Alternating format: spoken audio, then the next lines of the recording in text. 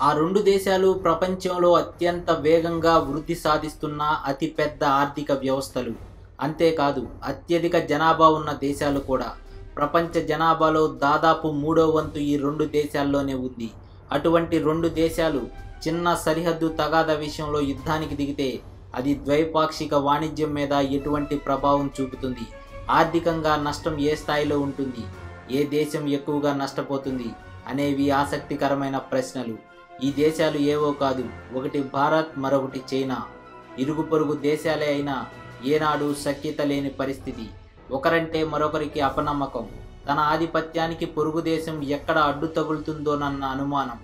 Bharat, Bhutan, China కూడలిలో తలెత్తిన సరిహద్దు తగాదా యుద్ధం వరకు వెళ్తుందని ఎవరూ అనుకోవడం లేదు. కానీ పరిస్థితులు చేజారి ఉద్రిక్తతలు పెరిగి ఇరుపక్షాలు పట్టుదలకు పోతే యుద్ధం అనివార్యమవుతుంది. అది రెండు దేశాలకు ఆర్థికంగా ఎంతో నష్టం చేస్తుందని నిపుణులు విశ్లేషిస్తున్నారు. అతిపెద్ద ఆర్థిక వ్యవస్థ చైనా. మన దేశంతో పోల్చితే చైనా ఆర్థిక వ్యవస్థ 5 రెట్లు పెద్దది. దాదాపు $11.5 ట్రిలియన్ చైనా ఆర్థిక వ్యవస్థ ఏటా 6 నుంచి 7% వృద్ధి నమోదు చేస్తుంది.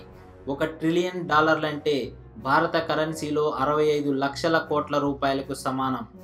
చైనా ఎదుగుదలలో ఎగుమతులు ప్రధాన పాత్ర పోషిస్తున్నాయి. ప్రపంచంలో ఏ మూల, ఏ దేశంలో చూసినా చైనా వస్తువులు కనిపిస్తాయి. తయారీ రంగంలో సాధించిన అద్భుతమైన విజయాలే ఆ దేశం అగ్రగామి ఆర్థిక వ్యవస్థగా ఎదిగేలా చేశాయి. అగ్రరాజ్యమైన అమెరికాను సవాలు చేయాలని చైనా కలలు కంటుందంటే దానికి గత 2 దశాబ్దాల కాలంలో ఆ దేశం బలమైన ఆర్థిక వ్యవస్థగా ఎదగడమే కారణం. Electronics, plastic, steel, bulk drugs, solar ప్యానెళ్ల తయారీలో ఇప్పట్లో చైనా ఆధిపత్యాన్ని సవాలు చేసే దేశం లేదంటే అతిశయోక్తి కాదు. రక్షణ తయారీ, అంతరిక్ష పరిజ్ఞానం, నిర్మాణ రంగాల్లో ఆ దేశానిది బలమైన ముద్ర. నిధుల కొరత లేని ఫలితంగా సైన్యంపై చైనా పెద్ద ఎత్తున నిధులు వెచ్చిస్తుంది. దాదాపు 139 కోట్ల మందితో ప్రపంచంలో అత్యధిక జనాభా ఉన్న దేశం చైనా. వేగవంతమైన వృద్ధి సాధిస్తున్నది భారతదేశం. భారతదేశం ప్రత్యేకతలు వేరు. ఆర్థిక వ్యవస్థ $2.5 ట్రిలియన్ మాత్రమే. అయినప్పటికీ అత్యంత వేగవంతమైన వృద్ధిని సాధిస్తూ ప్రపంచ దేశాల దృష్టిని ఆకర్షిస్తుంది. ఏటా 7% పైగా వృద్ధి నమోదు చేస్తున్నది భారతదేశం.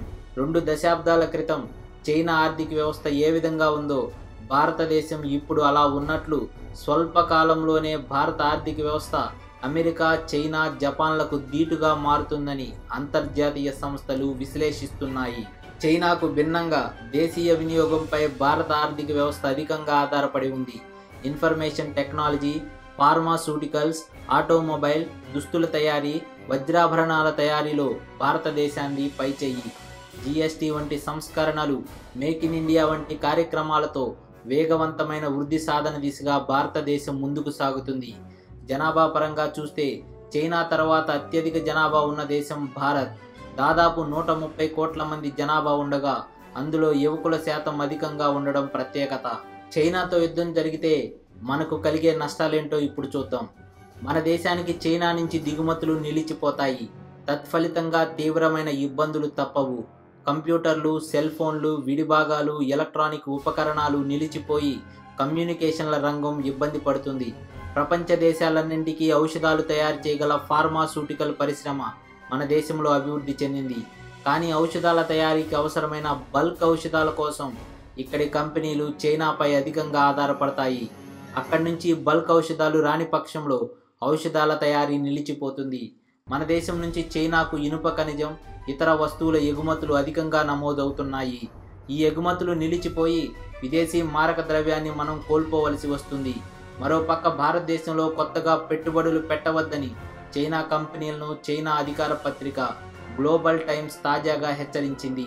యుద్ధ పర్యవసానాల్లో ఇదొకటని ప్రత్యేకంగా చెప్పనవసరం లేదు. భారత్తో యుద్ధం వల్ల చైనాకు కలిగే నష్టాలేంటో ఇప్పుడు చూద్దాం. వాస్తవానికి మన దేశం కంటే ఎక్కువగా చైనా నష్టపోతుంది. ప్రస్తుతం ద్వైపాక్షిక వాణిజ్యం లెక్కలు చూస్తే చైనాకు అనుకూలమైన పరిస్థితి ఉంది. యుద్ధం వస్తే చైనా వస్తువులు మన దేశానికి వచ్చే పరిస్థితి ఉండదు. ఆ మేరకు ఎగుమతులను చైనా కోల్పోయినట్లవుతుంది. చైనా ఎగుమతుల్లో భారతదేశం వాటా 2 నుంచి 3% మాత్రమే. అయినప్పటికీ దాదాపు $46 బిలియన్ నికర ఎగుమతులను కోల్పోవడం అంటే మాటలు కాదు, చైనా ఆర్థిక వ్యవస్థ మీద ఎంతో వ్యతిరేక ప్రభావం చూపుతుంది. యుద్ధకాంక్ష కంటే ఆర్థికంగా ప్రబల శక్తిగా మారటంపైనే ప్రస్తుతం చైనా పాలకుల దృష్టి ఉంది. క్షీణిస్తున్న ఆర్థికాభివృద్ధిని మళ్లీ పట్టాల మీదకు ఎలా ఎక్కించాలనే దిశగా చైనా పాలకులు కసరత్తు చేస్తున్నారు. ఇటువంటి పరిస్థితుల్లో యుద్ధానికి దిగడం చైనాకు ఎంతగానో నష్టం చేస్తుంది. అందుకే బింకాన్ని ప్రదర్శిస్తుంది చైనా.